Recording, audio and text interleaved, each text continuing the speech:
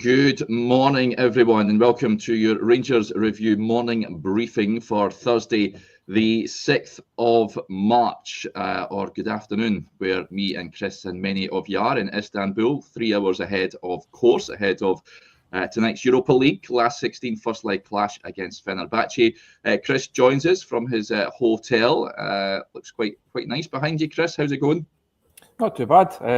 As I discussed with Josh on the show yesterday, it was a long day, obviously up for the Fenerbahce press conference about 2:00. Safe to say, Jose Mourinho did not disappoint in his press conference comments, and we're then back up again later on at night for if the Rangers won. They were a bit late coming in on their. They always are. They always are. So it wasn't a massive surprise that Rangers were late, but we still managed to get wrapped up in time and got finished up. And there's a wee pub just round the corner from the hotel, so a couple of beers to watch the PSG Liverpool game last night. Took care of the evening nicely. Yep. And lots of people actually coming in saying that they think they would have been late today. Craig says live in Istanbul, how late we reckon they'll be today. We're bang on time, buddy. So stick that in your pipe and smoke it. But helped by the fact that we are ahead. We are 3 hours behind or ahead of UK time, so I think that helps. Now, hopefully my Wi-Fi holds up in our hotel. I know sometimes we have issues when we are abroad, but fingers crossed it holds up, so do bear with us, folks. And before we crack on, as you know, the Rangers Review is now brought to you by S1 Jobs. If it's time to hand in your transfer request, then head over to s1jobs.com and upload your CV today, with thousands of jobs across Glasgow.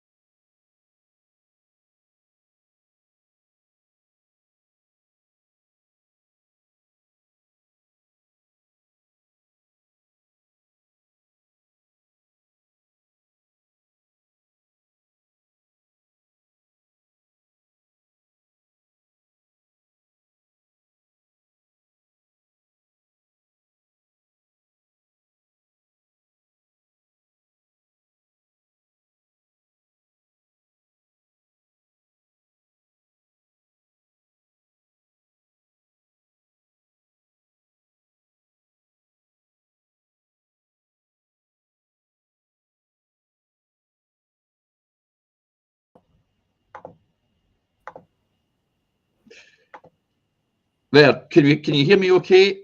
Sorry about that, folks. A bit of an interlude in today's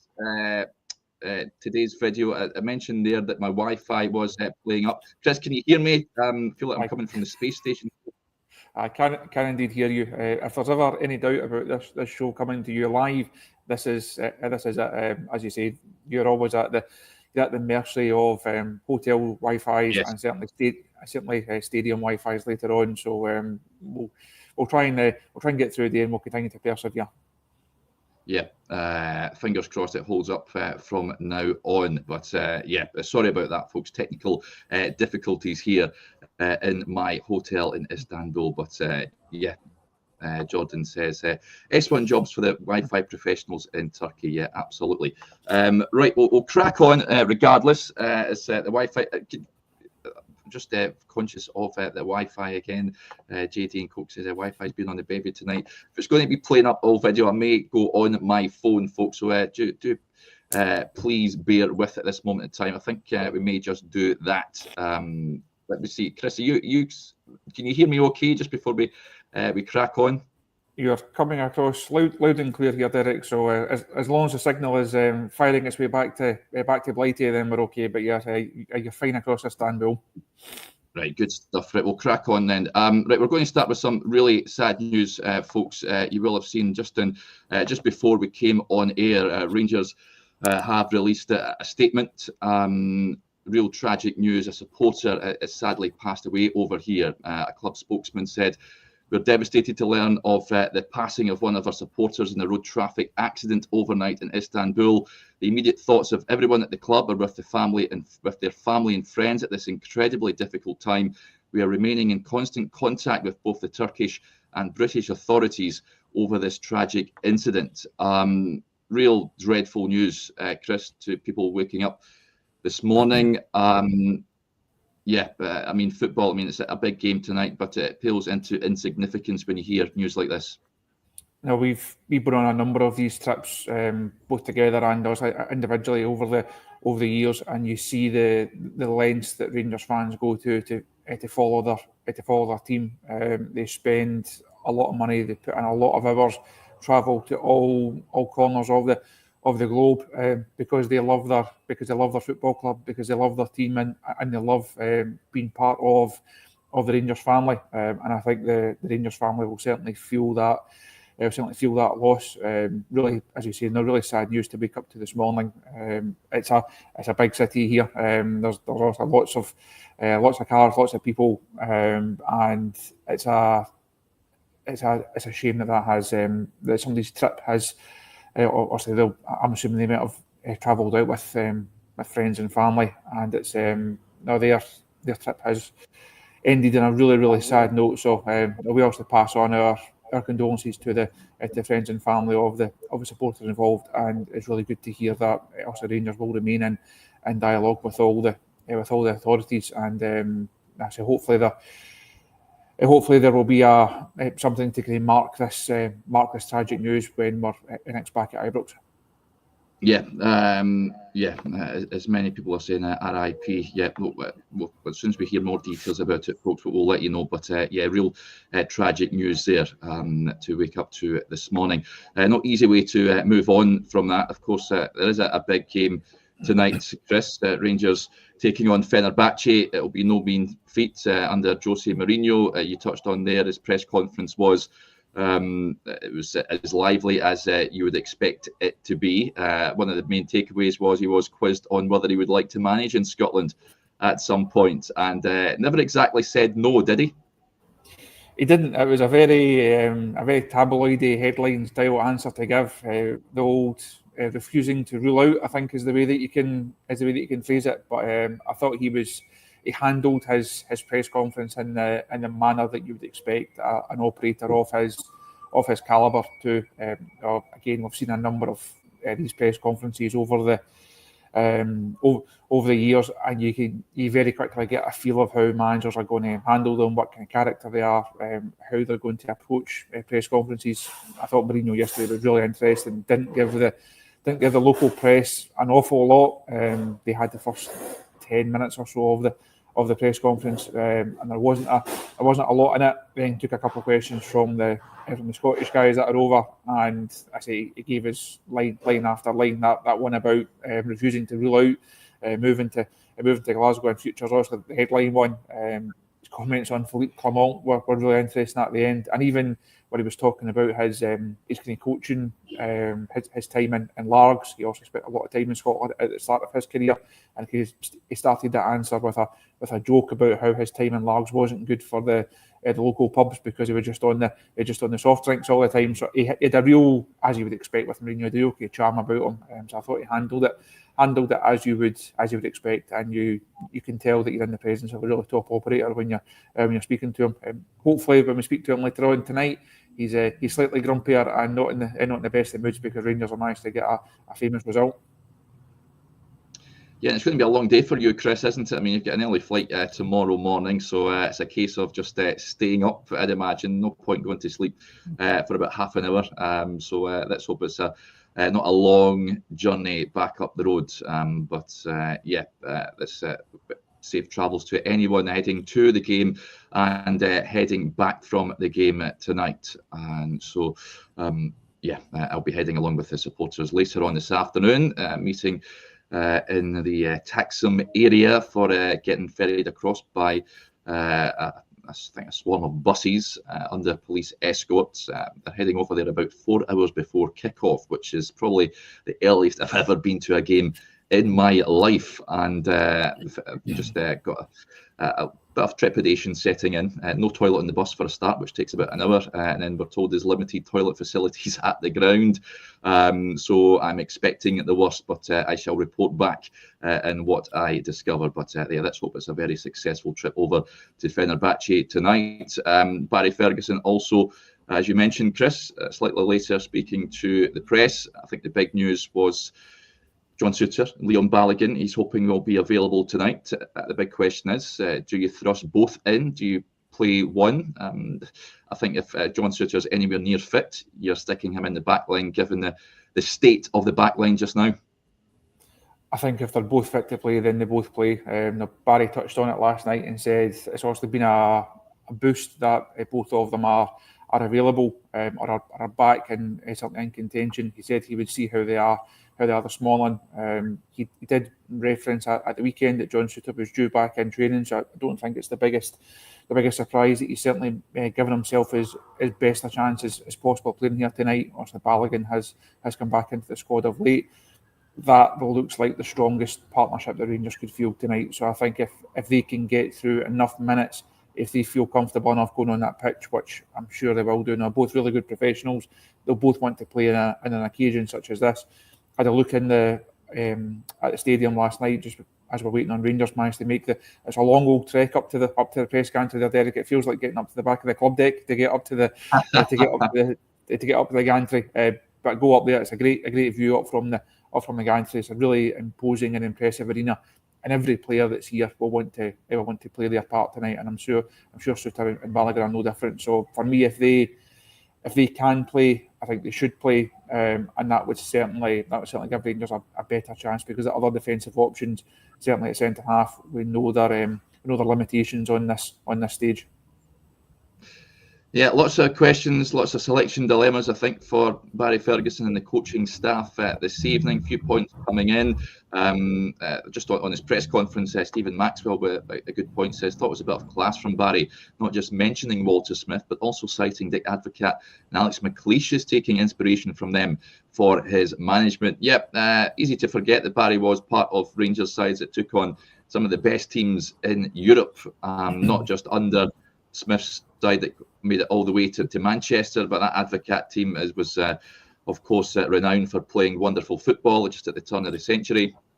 Alex McLeish's side was the first team to make it into the Champions League knockout stage at the time as well, which Ferguson was a part of, wasn't he, back then, 2005-06 I think it was, which was maybe it's a lot of similarities to this season, because Rangers were an absolute bomb scare in the league, came third, which was alien at the time, but were mightily unfortunate not to get past Villarreal in that knockout stage. Chris Boyd, that I still have nightmares about that ball that was flashed across the face, and he missed that chance. But good of Barry to mention, and it's I think could that stand him in good stead as a player playing it in games like this, do you reckon, or do Rangers need a real tactical nous manager in there? I think some supporters are a bit wary about Barry having the tactical know-how to get the better of Jose Mourinho.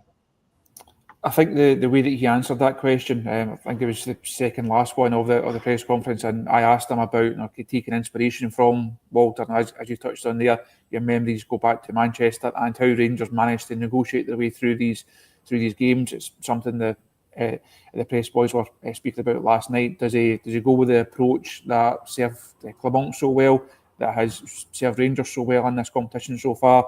Does he try and tweak it to his own style? Does he just take inspiration from Walter and say, well, we'll go and try and shut up shop, maybe play 5 at the back or 5 across the midfield? So that's kind of what we're getting at with that question. But as Stephen said there, I thought it was a real touch of class to also mention Advocaat and Big Ek as well. And he went on to say he's played a lot of European football. And yes, you can say he doesn't have anywhere near experience at this level of management. But Barry Ferguson knows what European football is all about. And he's played enough of these matches, played against the best sides, shone against the best sides. So he will be fully aware of what it will take for Rangers to get a result here tonight. I'm sure he will have made that perfectly clear to these players. Can he get that message across? time will tell. But it's really interesting to see how he approaches it from a tactical perspective tonight. What kind of approach does he go for? Because you don't expect Mourinho to come out all guns blazing again. But Barry touched on that in his press conference yesterday. He said, I think Mourinho has this great reputation of being an ultra defensive and cautious coach. But he said, well, look at the sum of the attacking players that he's got. Look at some of the options that he can follow. And so he's not expecting Mourinho to come here and try and park the bus and take a 1-0. So I'm really interested to see how both sides shape up tonight. Yeah, for sure. And also, as well as at the back line, you want to see Suter and Balogun coming in. Do you start Ridvan tonight, Chris? Do you reckon? Are you bringing him back into the starting 11?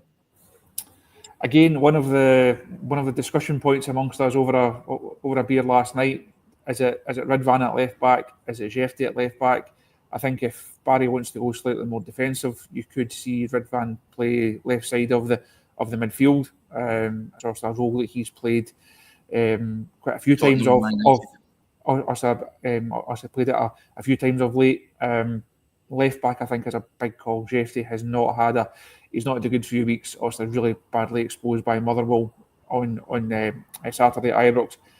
That has to be a concern. How do Rangers combat that? Do they put Ridvan on that left hand side further up and try and get him to protect Jefte a wee bit, or they just take Jefte off the side? I would be surprised if he dropped him. I don't think he will make that big call, but wouldn't be completely surprised to see Ridvan start the game. That obviously then has ramifications for Yanis Hadji. Where does he then fit into the plans if it's not going to be off that left hand side where he's played a lot? So time will tell, but I don't think it's a case of it's very obvious how Rangers will line up and how Rangers will approach it. I think there's a lot in play, and again the manager touched on that yesterday. So I think he'd watched 10 games over the last couple of days to get a feel of how Fenerbahce are going to approach things.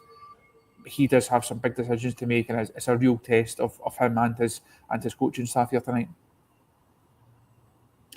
Yeah, George with the point says we finished 8th against teams that were better than Fenerbahce. We must be favourites. I don't think Rangers are favourites against Fenerbahce. They've got better players. I get your point. They just made it in by the skin of their teeth. And at home, they've only got 2 in the Europa League this season. The opening day in the group stage against Union Saint-Gilloise, and then the previous round against Anderlecht, where they won convincingly. So.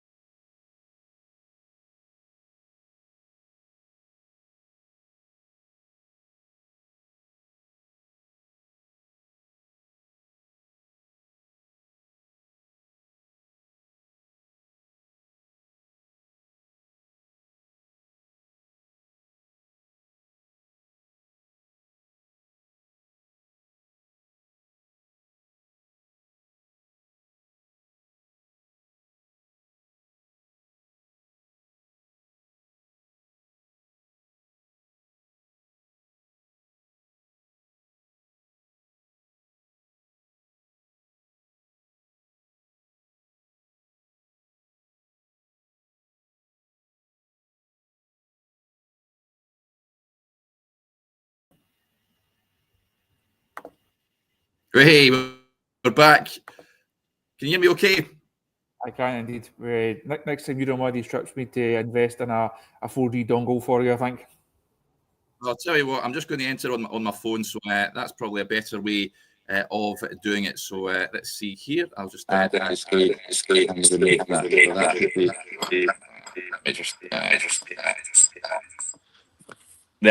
Is that better? There we go. There. Can we hear it? Are we good to go now?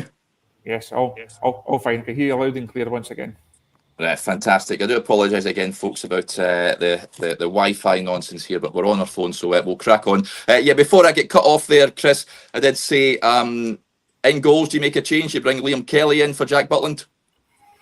Now that would be a big call. I wouldn't imagine so. I think Barry will probably stick with Jack Butland, but there are bigger questions about Jack Butland now. His form has not been good. His mistakes are becoming more regular, and he is becoming an issue that Rangers will have to solve come the summer.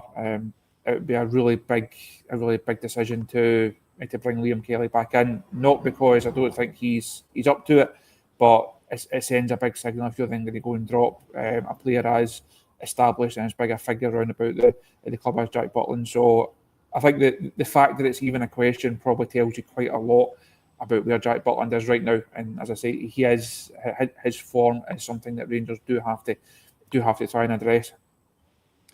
Yes. Other than that, as my phone falls down from my laptop there, I'm having an absolute mare here.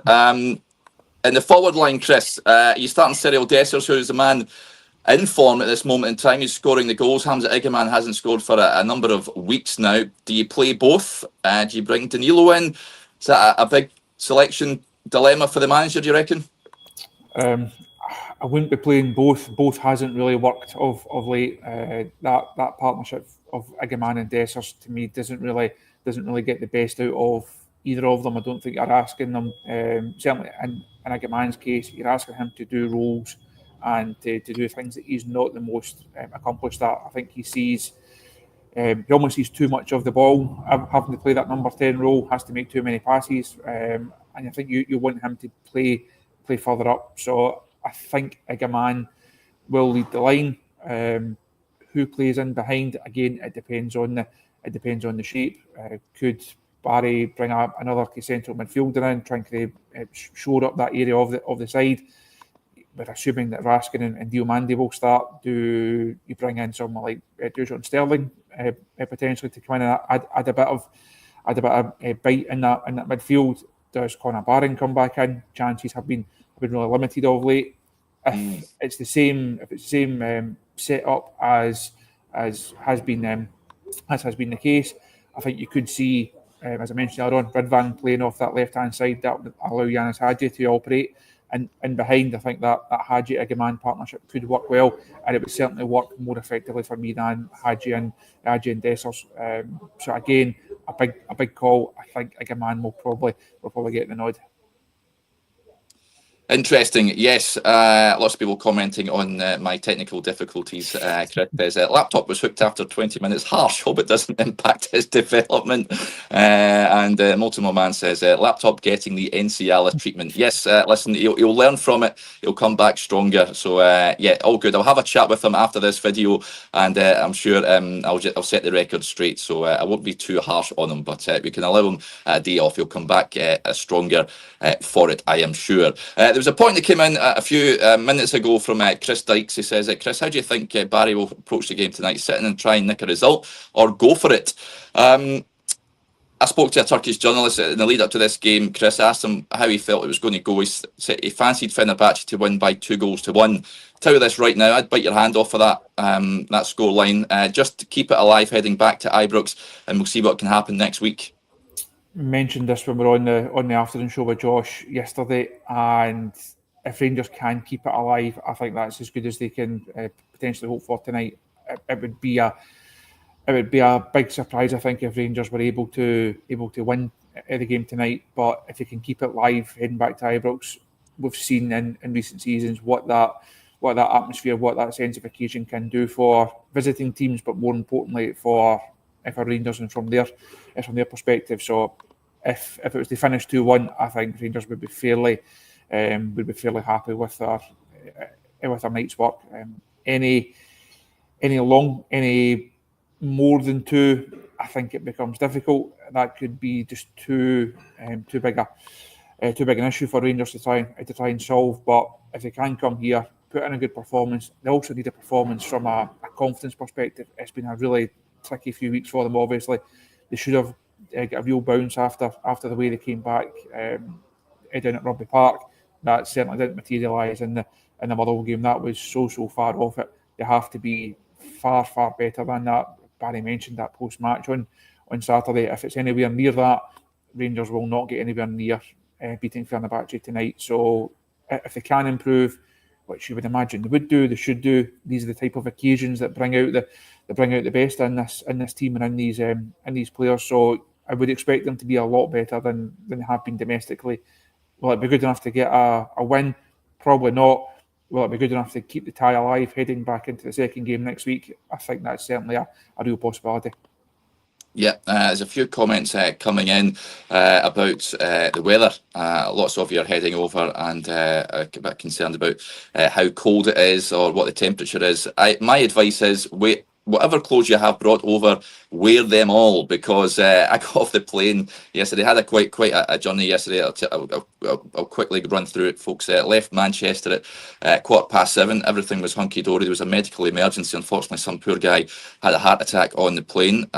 Hopefully he's recovered from that, but we had to stop at Amsterdam. There was a bit of waiting about before we then went back to Gatwick, of all places, because of Brexit regulations. We couldn't get a European crew on to replace a UK crew, because European crews can't get on and fly British planes. So back to Gatwick we went, changed a crew, and then from Gatwick we flew back to Istanbul and made it was about 10 hours on the same plane. So it was quite a journey yesterday, but I got off the plane, and what struck me was how cold it was. It's probably the same temperature as back home. So make sure you're wrapped up tonight, folks, because it is chilly. Did you find that, Chris, as well? Did you pack too light? No, I packed appropriately. You're talking to an experienced European campaigner here, Derek. You always, I think, as you say, whatever clothes you have in your suitcase when you get here, I think you might need them tonight. It's nice and sunny here, actually, as it was yesterday. A nice bright. Well, I was going to say morning, but afternoon, obviously now. But there's definitely a bit of chill in there. I don't think that'll be the case inside the stadium later on. It could be a really red hot atmosphere up there. It could be a great atmosphere, a great sense of occasion. There's one of the boys that's travelling with us who's staying up close to the stadium, and he was saying last night that the guy in his hotel was saying hours before the game, even before you get there, the stadium, the area around it will just start to fill and the atmosphere will start to build. Fenerbahce fans obviously will be out in the numbers. So no, it could be a really loud and potentially intimidating atmosphere here for Rangers, but they've handled that. There's actually a piece with Mohamed Diamandi on the website this morning. He's been here previously with Northland, and he was talking about the atmosphere and the sense of occasion. So he will know exactly what to expect. Rangers, having obviously handled Old Trafford, played well in Athens as well, I don't think it will faze them. So hopefully the atmosphere doesn't get to them, and they should feel quite at home, because it's a very Glasgow temperature here. So there's literally no excuses here for Rangers at all. Yeah. Nicholas says it's roasting here in Antalya. Yeah, it's pretty nice and bright and sunny outside at the moment, but as soon as the sun goes down, then the temperature does too. It plummets. And there's a question here from Blue Nose Jones says, Derek, be careful wearing that Besiktas shirt out and about. Massive rivalry between Besiktas and Fenerbahce. Yes, just on that, I had a bit of time to kill, as you all know, because Istanbul were 3 hours ahead, so it is the morning back home, but it's just shy of 1 p.m. here in Turkey. So I'm just a short walk away from the Besiktas stadium, so I went down there this morning. A good few Rangers fans down there as well. Had a tour of the ground, which is magnificent, and the museum is something else as well. It was absolutely superb. So managed to get myself a woolly hat for later on. So yes, and this fantastic t-shirt as well. I think the shop made a killing this morning with Rangers fans who were in sampling the Besiktas culture. So yeah, very much recommended, folks. If you're looking for something to do over here in Istanbul, then it's well worth an hour of your time. Jordan says Odessa's masterclass incoming. Let's hope so. He's someone that is often come alive in these games. The goal at Old Trafford was probably goal of the season for me, and his goal at Olympiacos was good as well. He scored against Dynamo Kiev, of course, away from home, and he's someone, as we touched on a little earlier on, that is at least scoring goals at the moment, and for me, he is a man I'd be hanging my hat on tonight. Now, we all know Serie Odessa's his limitations. You just hope he's got shooting boots on tonight, and he can, if any chance comes his way, he's able to take it. Chris, when are you heading up to the ground tonight? Will it be a couple of hours before kick-off, I'd imagine? I'm hopefully trying to get a couple of hours in my bed, because as you mentioned earlier, we've got a long day and then an early start. By the time we get back from the game later on, we'll work through our follow-up stuff for Friday morning and for Saturday morning and for Sunday morning. So plenty to be getting on with by the time we get back here. And taxis picking us up at 4:45 in the morning. So there's not really much point in going to our bed. So I think we'll just we'll work through the night. Hopefully the hotel bar stays open for us, and we can get ourselves off to the airport. So plan is to go many time. They get me kit for an hour and a bit or so, get myself sorted and meet the rest of the press guys here for a bit of lunch or a bit of dinner, and then we'll head up about 6 o'clock or so, just to get there, try and get there nice and sharp, get the accreditation, get in, and go and see what the Fenerbahce experience has got to hold for us.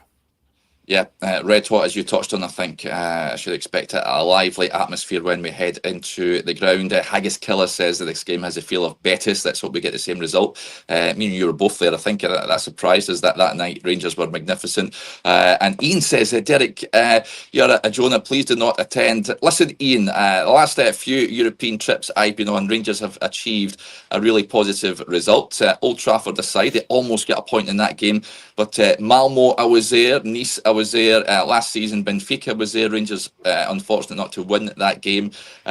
So yes, I've got a pretty decent record now following Rangers on my travels. So let's hope that can continue tonight. Tom with the point. What time is kickoff, guys? It's at 5:45 UK time, 8:45 Turkish time. So yes, if you are heading to the game, of course, after full-time whistle, I think we're going to be kept in for at least 90 minutes to 2 hours afterwards, and then we all get funneled into a single door out of the ground and into the buses. I cannot wait for that, I say sarcastically, but yeah, let's hope it flies in and we're all celebrating a famous Rangers performance and result.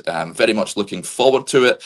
Europe has been a bit of a relief this season, hasn't it, Chris? I mean, the domestic season has been a bin fire, let's be honest, but in Europe it's provided a lot of cheer, and yeah, let's hope tonight is the same. Fingers crossed, because this is all that's left to play for Rangers now. It's the only bit of silverware up for grabs. Unfortunately, I'm not going to tip Rangers to go on and grab said silverware. Interesting, actually, Barry last night believed that Fenerbahce were one of the favourites to go and actually win this competition, given the manager, given his success in European competitions over the years. That wouldn't completely surprise you. I don't think Rangers will be getting there, but if they could get through this tie, it would be another great achievement. Certainly mean a lot to Barry and the staff that he's brought in. Certainly be great from a fan perspective. Give them another trip, give them another big night at Ibrox. But I think, as we've touched on the last half hour or so, it's going to be difficult for Rangers. They're going to have to produce a really accomplished performance. Has to be so much better than, as you said there, what has just been a disastrous domestic campaign. No, it's never really got going. The low points certainly speak for themselves. Can Rangers go and produce another high point here tonight? You wouldn't completely put it against them or put it by them. So fingers crossed they can go and do the business. Hopefully Rangers hold up their end of the bargain, as we always say, and hope everyone gets there safely and gets home safely as well. Yeah, absolutely. Right, folks, we'll wrap up there. Condolences again to that supporter if you are just joining us. Really sad news emerging this morning that a Rangers fan has lost his life overnight in a road accident in Istanbul. So everyone from the Rangers Review sends our condolences to the family and friends of that individual. Really is tragic news to hear. Okay, we will have you covered from the game tonight. You won't hear from me because I'll be in a raucous away end, but Chris and Joshua will be on having you updated before the game, of course, with your usual team news reaction pod, and then we'll be coming live from the Fenerbahce Stadium upon full time as well. So we hope you can join us for that. I'll be back on tomorrow morning. I'm not too sure who's on with me, but we'll be back on tomorrow, folks. Fingers crossed the Wi-Fi has a better performance than it has had today. It's had an absolute Western super, as Paul, as Ray Parlour would call it. But let's hope it holds up better tomorrow. Thank you for bearing with us today, and I hope your team wins a little later on. Bye for now.